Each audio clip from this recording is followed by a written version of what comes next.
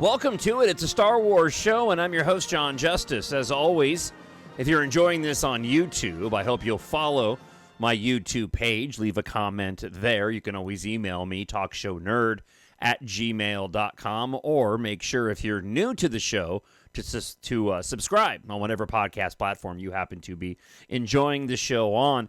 On this week's episode, we got a rumor of an unaltered theatrical Star Wars to perhaps be officially released finally for the fans out there that have been clamoring for such a thing. Also, Tony Gilroy, showrunner for Andor the series, and also one of the creative minds behind Rogue One, talks about the Star Wars projects that he has watched, and we do have some listener feedback as I took some time off for vacation over the 4th of July holiday. I hope you had a fantastic holiday, and if you were enjoying this from overseas, I just hope that everything is going well for you. So again, a couple of news items. One, a rumor from Eckhart's Ladder, a YouTube channel that I very much enjoy, and then we'll share with you a bit of Tony Gilroy's thoughts on other Star Wars projects, which is rather interesting because Tony Gilroy famously said that he wasn't a Star Wars fan and didn't follow Star Wars when he got involved with the franchise, starting with Rogue One. Oddly, the only Star Wars that I've been watching as of late, and I like to mention this on the show, is I've been doing a bit of a rewatch of The Acolyte, skipping a couple of the episodes of the flashbacks that I just don't enjoy. I think this weekend I'll be watching some Star Wars films. During my vacation, as I typically do, I watched a lot of movies, but didn't watch a lot of Star Wars. Kind of took a break, even as I was taking a break from the podcast. And on this show, not only do I talk about Star Wars, but other relevant science fiction news when it drops. And I wanted to mention that if you haven't had the opportunity to check out the trailer for Project Hail Mary starring Ryan Gosling, I would definitely encourage you to go and check it out. Directed by Lord and Miller, the original directors before they were booted from the Solo project, also famously worked on the Spider-Verse movies and the Lego movie. I'm currently approaching about the halfway point of reading the book Project Hail Mary, but I've probably watched the trailer now about a dozen times. I am super hyped for this film about an astronaut who, kind of a reluctant astronaut in Ryan Gosling, who ends up awaking on a spaceship and doesn't realize or remember why he's there as he attempts to go and figure out why the sun is fading. In the trailer, they expose a bit of a spoiler for the film itself, which a lot of people have had a lot of negativity towards. I don't, and I'll explain why in a moment. But in the trailer, you come to find out that Ryan Gosling, his character Grace, ends up actually meeting with an alien who was on a similar mission as he is. This particular plot point is actually referenced in the back of the book, in the book description, and happens within the first, I believe, 6 or 7 chapters of 30 chapters. And so I know a lot of fans of the books who have read the book in its entirety. Like I said, I'm about halfway through it right now and really enjoying it. They felt that this spoiler was, well, a spoiler, and I tend to disagree with that. And I think when it comes to letting the audience know that the main character, the protagonist of the book and now the film, does come in contact with an alien species, was probably a wise choice by the marketing department so that the audience understands the kind of story they're getting into. The book itself deals with alien life from the very beginning of the book, so this is no surprise, but it's more in the form of something borderline of bacteria. And again, this is all within the beginning of the book. So I thought that the decision to include the alien character Rocky, as it's mentioned in the trailer, was an appropriate one to make sure that the audience was fully aware of what they were getting into. So if you haven't checked out the trailer yet for Project Hail Mary, I would absolutely encourage you to go and do so. Probably one of my most anticipated films next to the upcoming Star Wars films. And then, look, if I'm being honest, I'm probably more looking forward to Project Hail Mary at this point than I am The Mandalorian and Grogu. Only because this is a fresh new story, and while I've mentioned on the show I'm looking forward to, The Mandalorian and Grogu, this is ground that we're already very much familiar with, and so, the expectation is you kind of know what you're going to get with The Mandalorian and Grogu, where in Project Hail Mary being a new science fiction story, it just has me more excited at this point in time, but I reserve the right to change my opinion based off of when we finally end up getting some footage for The Mandalorian and Grogu beyond the grainy footage that was captured during the teaser trailers that were played at various Disney and Star Wars conventions as of late. So, let's get into the actual Star Wars news and a bit of a leak from an unlikely source. The hyperdrive is leaking. So, Eckhart's Ladder is a channel that talks a lot about science fiction, Star Wars, Halo, video games. He posted this week writing, I have a fairly big, genuine bit of Star Wars news to leak. Now, Eckhart's Ladder is not one to typically go and do any sort of leaking of Star Wars news of any kind. He's not a channel that scoops anything. Usually he's a reaction channel to trailers and films. So there really isn't any good reason for Eckhart's Ladder to be making this up at all. He's a very credible source in terms of his commentary, and there's something he stands to benefit from suddenly becoming a leaker and making up information like this. And there's some evidence to point to, even beyond what he shares, some legitimacy to this rumor.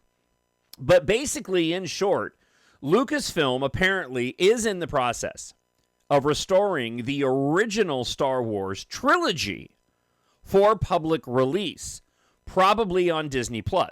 These would be the unaltered theatrical releases of all three of the original films, and he claims there is proof. He explained as much as he could with limitations on what he could share in order to protect the source, but apparently some documents and visuals were released, some videos were actually released by mistake, showing the original theatrical versions of these films being completely restored. Now, what I hope they do, if they do this, I've said many times on the show, I am not a Star Wars fan that is clamoring at all to get my hands on the original unaltered versions of these films. We talked about on the recent episode the BFI screening overseas of an original print of the theatrical release of Star Wars, and how the commentary surrounding those that saw that print was focused on how it didn't really stand up. It actually looked incredibly dated, and this wouldn't, come as a shock to me at all. Exposing, the limitations of the effects of the day.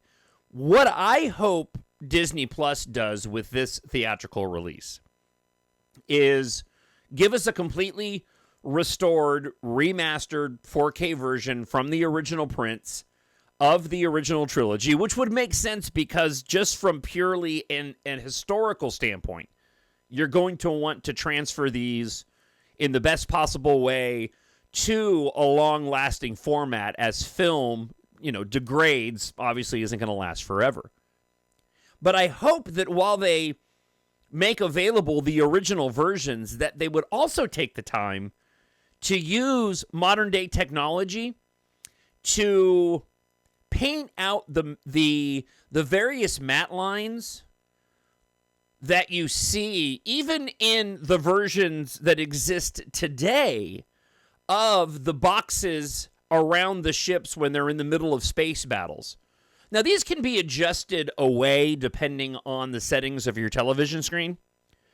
But when you have the compositing, often you would see this contrast of an uneven box around TIE fighters or the Millennium Falcon when shown up against the black Starscape. And I think that it would be incredibly beneficial to restore these to their original form, but also, again, use the modern technology to clean them up to best showcase the special effects and physical model works of the day. Now, my guess is they're probably not going to do that. those would still end up being altered versions. Because when you went to go see these films in the theater, those lines were visible at the time, even though depending on the screen that you're watching it on, and my apologies as I have emails popping up on my computer here that are chiming in.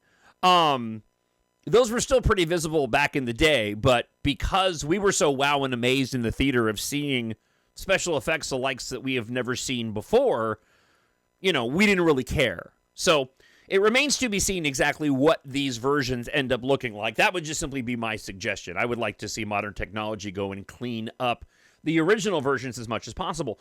But as I've said before, I'm not an individual clamoring for this. And the argument, I think, for a lot of individuals that want this is, one, a lot of fans do not care for the special editions at all.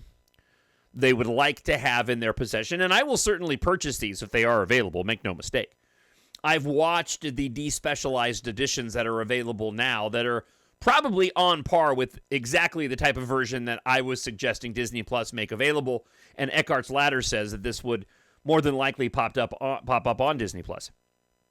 But some of the arguments in support of this are attempts of Lucasfilm to try to bridge the gap that has been created within the fandom of Star Wars because of what many people see are the missteps in terms of the content that's been released in the time since Disney has gone and owned the franchise, and that this would be a way to sort of make peace with the fandom. I don't know if releasing the original trilogy in its unaltered form would be enough to do that.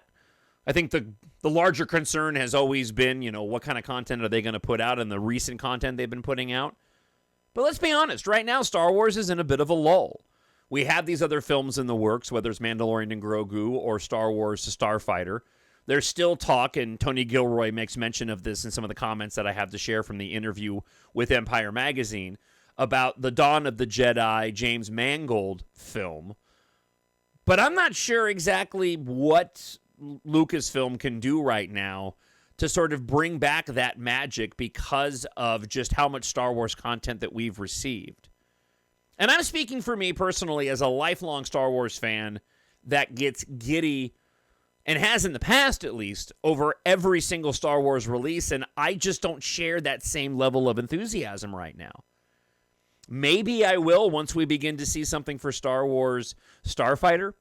I've already made my comments relating to the Mandalorian and Grogu. I've seen that footage that was leaked, based off the trailer, and it looks good. Don't misunderstand, but it also isn't really anything that we haven't seen already.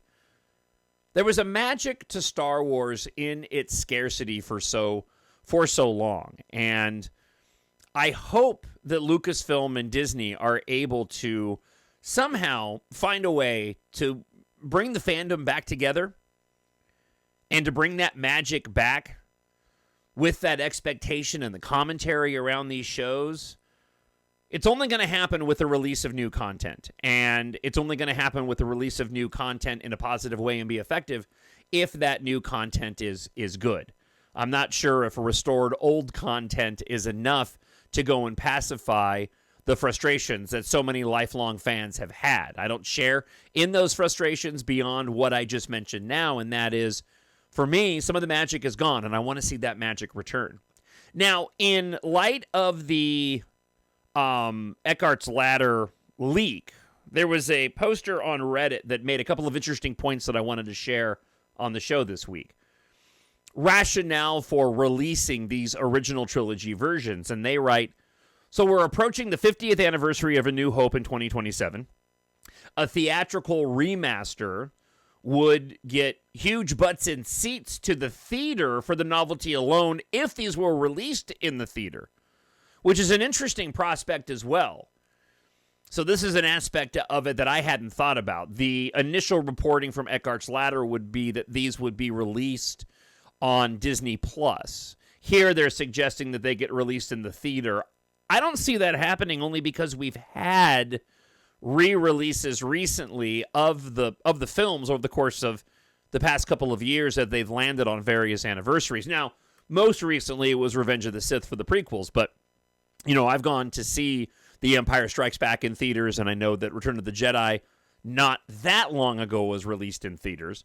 Whether or not completely remastered original theatrical versions of the film were released in theaters, I'm not sure I can venture a guess at how successful they would be. I mean, I suppose Star Wars fans would go to see them for the novelty aspect of it, but again, as I've mentioned, the changes aren't so drastic, especially for The Empire Strikes Back and Return of the Jedi, where it would warrant a rush to the theater to go and see these. I could absolutely be wrong. The original Star Wars is a different story, but I don't know. I mean, I would go to see it for the novelty of it, perhaps, but I've watched those despecialized editions, and as I was watching, and specifically the space battle scene against the Death Star at the end of A New Hope, I just remember going, okay, this is interesting this is how it looked like with the original models, and the CGI effects are gone, but I prefer that new updated version of the battle. The recent BFI screening of the original A New Hope earlier this year was presented by Kathleen Kennedy. To my knowledge, this is the first acknowledgement / celebration of the original cut in years. With Lucasfilm's reputation at an extreme low, I don't share that opinion, but I'm not blind to the reality of the internet, the commenter writes. This would be a huge bump in reputation for the company. I've never bought the idea that George is able to stop the release of the original cuts of the Star Wars trilogy in perpetuity to Disney. I imagine there's a bit of a handshake deal / timed delay for the releases, but there's no way one of the biggest entertainment companies in the world is going to agree to limit future revenue streams after paying $4 billion for the Star Wars franchise. George Lucas sold his company. The assets are Disney's now. And then they wrap on, I'm not really into Eckhart's Ladder content, but from what I can tell, he's normally more of a reactionary YouTuber, as I mentioned. He's not normally a leaker. I don't get that he would gain much from putting this out on Twitter, out of the blue on Twitter. And as I mentioned before, those were the same thoughts that I had as well. As always, I'd love to hear from you. What are your thoughts on this? Does this get you excited at all? Do you think this would do anything to help with the frustrations of a portion of the fandom? Drop me an email, talkshownerd@gmail.com, or leave a comment up on YouTube.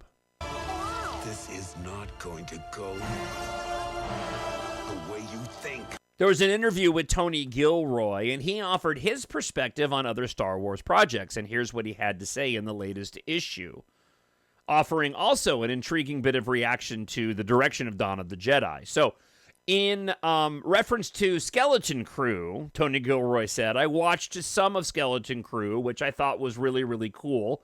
I like how committed it is to its tone, and it seems really well done. Relating to Rogue One, which of course he had a huge hand in, he said, I'll probably watch Rogue One this weekend, tiptoe through it and see how it feels. Confessing he was yet to revisit the movie that began his Star Wars journey. I've been very leery of doing that. I don't know why everybody else has done it. My question to him would have been, you had to do some research into Rogue One because the end of Andor plays right into it. So I'm wondering how he was able to make all the connections that he did and the relevant story beats without having gone back to watch Rogue One. And then relating to Dawn of the Jedi, he said, they're going way back. That's kind of interesting because it's free. His comments on Dawn of the Jedi allude to the fact that the film is set in a timeline that is completely set apart from the Skywalker saga, allowing them to create a story that can have its own narrative without any constraints. And so you can read the entire edition of the interview on Empire Magazine, but that was most of the points that were most relevant to mentioning on the podcast. The final point of Dawn of the Jedi, which again is not a concept that necessarily gets me really excited. I'm a person that would much rather see us move forward in the timeline past the events of the Rise of Skywalker. Still, there's a lot of banter about whether or not Daisy Ridley's new Jedi Order film is still going to happen or if it's been put on ice. However, thinking about Tony Gilroy's comments and reflecting on the previous comments about just how many thousands of years they'll be going back regarding Dawn of the Jedi, there is an opportunity here. If you're looking for a reset and a series of films, if they are able to successfully execute a story talking about the origins of the Jedi, there's a really good possibility for a lot of storytelling and perhaps, dare I say, a trilogy or a series of films if you're able to sort of start fresh with a new, old, original Star Wars, if that makes sense.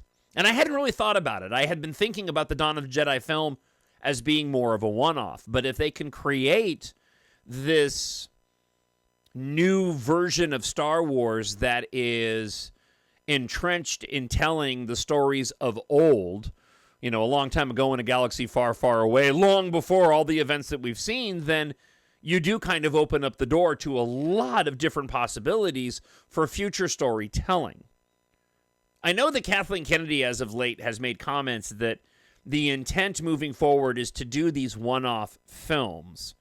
I don't agree with that. I really would like them to get back on pace with a series of films that follow a consistent storyline.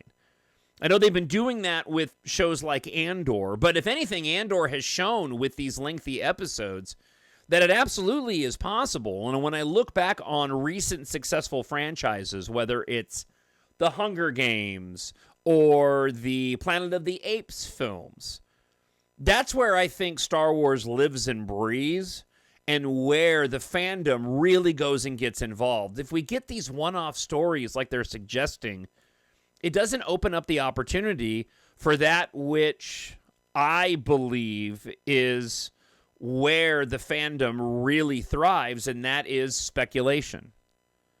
If we're telling a one-off story, it's got a beginning, a middle, and end, and that's it, and we're not going anywhere else, then it's a beginning, it's a middle, and an end, and then that's it.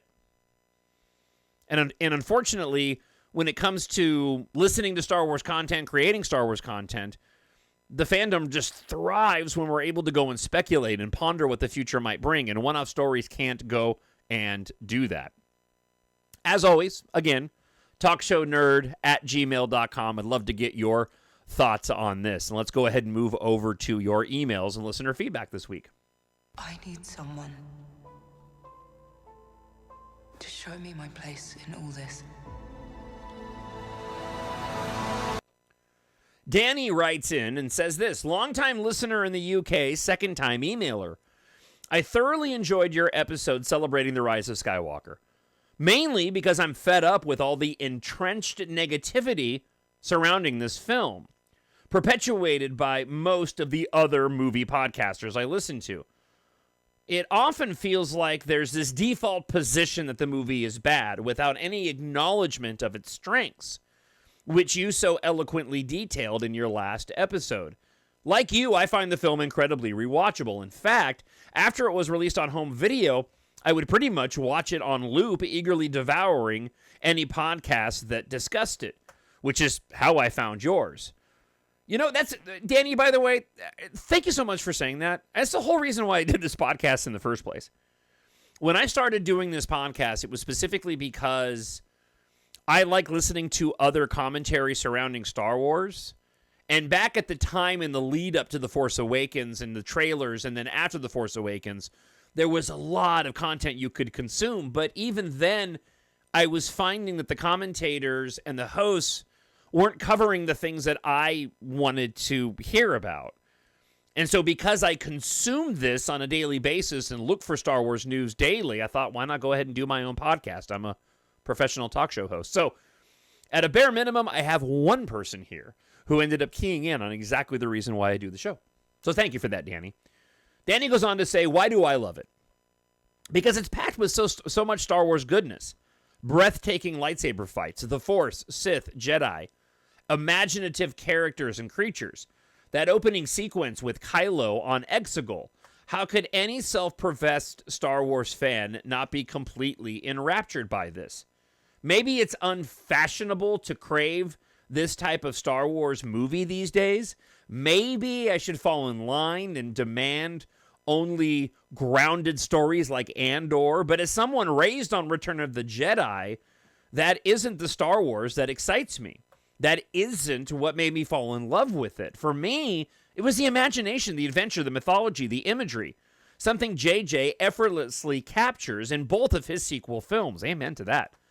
His knack for fast-paced eye-candy entertainment makes this such a fun film to watch, capturing the energy and the visual flair missing from so many other Star Wars projects. There are two shots that perfectly sum up JJ's style. No one ever talks about them. First, in the boardroom scene, Kylo force chokes an officer and lifts him to the ceiling as the camera zooms toward him. Second, on Kijimi, Rey extends her lightsaber towards Zori Bliss as she lies on the ground. Both shots are pure JJ, yet unmistakably Star Wars. I totally agree. That shot, by the way, let me just key in on that. I love Zori Bliss. I wish that we got more from Zori Bliss, but at the same time, she carries that kind of mystique that Boba Fett did, in my opinion. I wish that the Knights of Ren did the same thing. And I've mentioned before, probably my biggest complaint about the film is that we were kind of set up to get a payoff for them, and it didn't really work at the end, but it never ruins the film for me. It's still a fantastic sequence when they force project the saber together between Rey and Kylo, and he takes on the Knights of Ren. But that exchange between Zori Bliss and Rey, and that shot where Rey's got the blaster pointed, Zori has the blaster pointed and Rey is pointing her lightsaber down. That entire sequence is just spot on. So I absolutely agree with you with that. It's frustrating that the movie's merits are always drowned out by discussion of Kathleen Kennedy not having a plan and JJ undoing what Rian Johnson did. Yawn. If people looked beyond that, they'd find a wildly entertaining film that Star Wars fans, new and old, can enjoy. No, it's not perfect. Yes, there's some dodgy dialogue. But if more people gave this film a chance, they might realize it is the Star Wars sequel they are looking for. Regards, Danny.